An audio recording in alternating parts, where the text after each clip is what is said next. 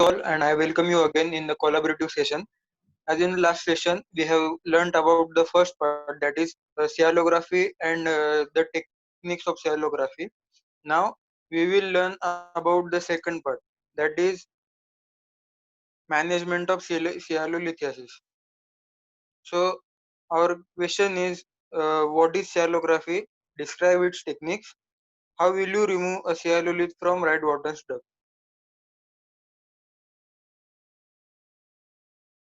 Now, for in the beginning of this portion, we need to write about cyalolith. So this should include definition, then brief about cyalolith, its etiology, clinical features. So the definition is cyalolith is a calcified mass with laminated layers of inorganic material, which is made up of various forms of calcium phosphate like hydroxyapatite, octocalcium phosphate, etc. Then the brief, that is cyalolithiasis is the formation of the salivary calculi, that is cyalolith, in the salivary duct or the gland, resulting in obstruction of salivary flow and the stasis of the salivary flow. It is most common in submandibular gland due to its long and tortuous uphill course. The secretion is higher in mineral concentration, and it is more viscous than normal salivary flow, which has to be evacuated against the gravity. The stasis of the salivary flow that results in the formation of calcareous stones in the duct. Then etiology, the exact etiology is unknown, but there are three factors which contribute in etiology. First is neurohumoral condition, which leads to the salivary stagnation, and eventually it results in the formation of stone. Indus or matrix formation, which leads to formation of salivary calculi. Then metabolic mechanism, which favors the precipitation of salivary salts, which are present in saliva, then which causes matrix formation in presence of coexisting inflammation. That means if there is any infection or inflammation, it contributes to the formation of cellulite. Then clinical features. Cellulite can occur at any age, especially in the major salivary glands. The major salivary calculus leads to pain, even in psychic stimulation, as it pains on eating food or pressure. It will also pain if on the sight or smell of specific food. Increase in pressure obviously cause the pain, as there is backflow of the saliva due to the obstruction in the duct. On radiography, we will see the radio opaque calculi. Then we have seen about cellography, how it is useful in the diagnosis, and it may get complicated due to the secondary infection. If there is secondary infection and inflammation, it will complicate the situation. Then dilation of duct and gland, which is due to the stasis of salivary secretion. Now we need to mention investigation. So we will investigate firstly with the help of radiographs, which will be in anteroposterior view, lateral oblique view, lateral view, occlusal view. We have seen these views in first part. Then cellography, it is very important technique that demonstrate the presence and the location of salivary calculi, and it confirms our diagnosis. Now the main part, that is management. So there are several techniques for removal of cellulite. This management is in two aspects, that is conservative treatment and surgical treatment. The treatment for removal of cellulite is basically selected upon the number as well as the gland and the location of cellulite and size of the stone, and it differs patient to patient. Like if the cellulites are larger in size, they are surgically removed, and they give stones are present in the glandular portion. then the whole gland is to be excised. Now there are recent advances which are piezoelectric shock wave lithotripsy. Now this technique involves the piezoelectric shock wave which are used to fragment the salivary stones. So we will fragment the salivary stones first, and then we will insert a cannula to remove that salivary debris, salivary calculus debris, and administer salivary shallow which will stimulate the salivary secretion. Now we will write about conservative treatment. Conservative treatment consists of use of salivary stimulants and the massage of the salivary gland after each meal. And patient is instructed to drink at least 1.5 liter of water daily, which will help to wash out the fine debris. And salivary stimulants will help in enhancing the salivary secretion, which will cause the removal of salivary debris and prevent further formation of stone. Now there is a important technique that is milking of the gland. It is important for MCQs also. When salivary stones are smaller and located at the periphery of the duct, they are removed by manipulation of the gland, which is called as milking of the gland. With this, antibiotics and anti-inflammatory medications are given to relieve symptoms and to prevent the secondary infection. Here in this picture, we can see the salivary calculi at the entrance of the Wharton's duct. And here in the B picture, we can see it is removed.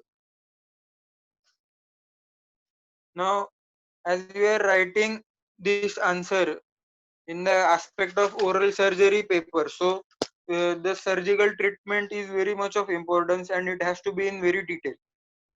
Now, as we have seen, the treatment is based upon the location, gland, and the size of the cellulite. So the most frequent location of the cellulite in submandibular gland is the ductal portion. So the ductal portion is divided into anterior portion and posterior portion, and but the salivary stones can be present in intraglandular portion. Now we will see one by one. So first is removal from anterior portion of the Wharton's duct. Now calculi which lie anterior to the lower second molars, that is anterior cellulite, that the cellulite present in anterior portion. Now the suture is passed into the floor of the mouth around the duct and the posterior to the stone as well, to prevent the backward movement of the stone. Then suture is placed across the duct anterior and posterior of the to the site of the calculus. Then we will put traction on these two sutures, which will steady the tissue on the in the surgical side by making it taut. Then we need to pass the incision on the line of the duct, that is the line which bisects the angle between the root of the tongue and the sublingual plica and over the bone. So an incision is passed on the line of the duct. So the Wharton's duct is about 3 to 4 millimeters in diameter. And to identify the duct, it is pale grayish in color, and there will be network of capillaries around the course of the duct. Once the duct is identified, it is mobilized and suture is placed on under it so that it can be pulled anteriorly. Now we need to locate the calculus in the duct and pass a longitudinal incision over the duct and release the cellulite. Now we have released the cellulite.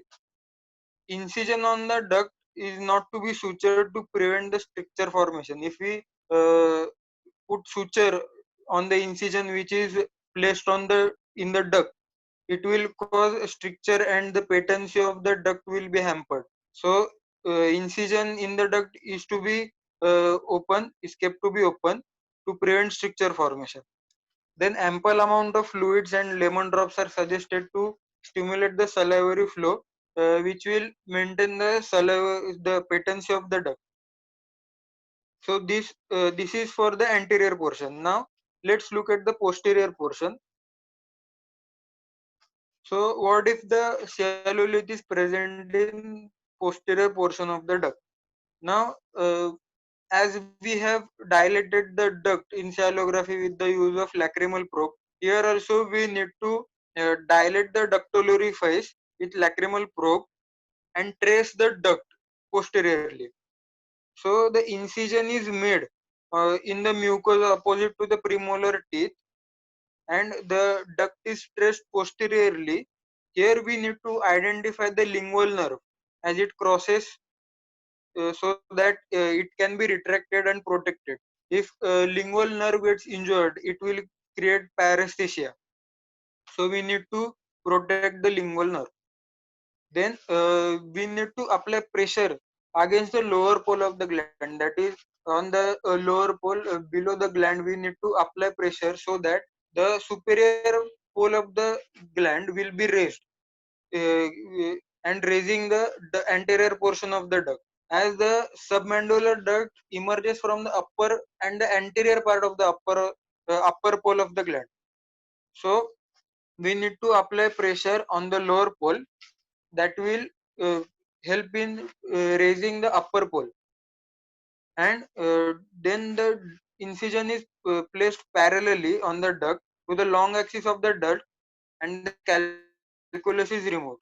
Here also we need to put incision posterior to the stone to prevent the backward movement of the stone. Then once the calculus is removed, the sutures are placed at the mucosal level with the which are interrupted sutures, leaving the incised duct open to prevent the stricture formation. So here is the picture showing number one, that is lingual nerve course, superficial course of the lingual nerve.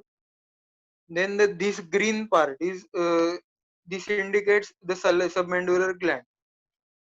Number two, this red line, the shorter dotted red line, shows the anterior incision, and this longer dotted red line shows the posterior incision for the stone. Now we have learned that stones can be present in intraglandular portion also. So we have to excise the gland in this case. So let's look at this picture. This a picture shows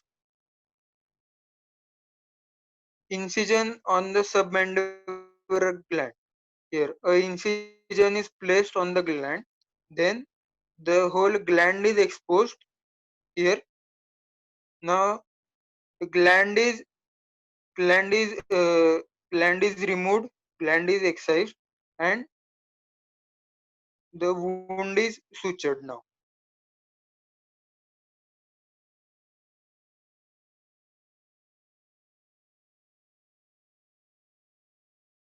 Why we need to remove the gland? Because the presence of calculus affects the functioning of the gland, and it can cause infection. So we have to remove the gland. But if the stone is small and gland is asymptomatic, also celographically it is normal, it can be left as it is, and we can observe it for in future for any changes in position or functional of the parenchyma of the gland. But if the gland is symptomatic and with the abnormal glandular structure, the wall of the duct and the gland is damaged, or there is any abnormality, we need to perform a cyalicectomy, that is excision of the gland. Now here completes the removal of the cellulite. Now we need to mention differential diagnosis as well. So differential diagnosis for cealolith is cealidinitis, phlebolith, cealodopathies, lymphadenitis, Sjogren's syndromes. and we need to mention complication of the sialolithiasis. Now, as sialolithiasis is the formation of sialolith, there will be obstruction in the duct. So it can cause infection, recurrent infections, then acute or chronic sialoadenitis, sialoangiectasis, that is dilation of the duct and ductal system due to the stasis of the salivary flow, then mucocele in the gland due to retention of saliva. Severe infection can lead to abscess formation in the duct. Here we have completed the answer. So to summarize the procedure, surgical procedure, here is the flow chart. We can draw this flow chart in the answer, which will give a good impact on the examiner. And oral sialolithotomy of the subandular duct. Now here we need to locate the exact site of the stone with the help of clinical palpation and X-ray or sialography. Then we need to put suture behind the stone to prevent the backward movement. Then incision on the mucosa parallel to the duct, taking care of lingual nerve and sublingual glands so that they are not injured. Then blunt dissection and locating the duct by displacing the surrounding tissues. Then we need to identify the part that is lodging the stone, and put the longitudinal incision over the stone and remove the stone with the small forceps. If the stone is larger, then it is crushed with the help of forceps, and cannula is passed to aspirate the pieces of the calculi or mucin debris, etc. Then we need to ensure the patency of the duct with the help of probe and suture the wound at mucosal level. We need to keep the incision on the duct open, so the stricture formation will be prevented. So this completes our answer here. Now moving towards the conclusion for the session. So we have seen the first session, we have seen general idea of LQ as well as sialography. Then in this session, we have seen sialolith and management of sialolithiasis.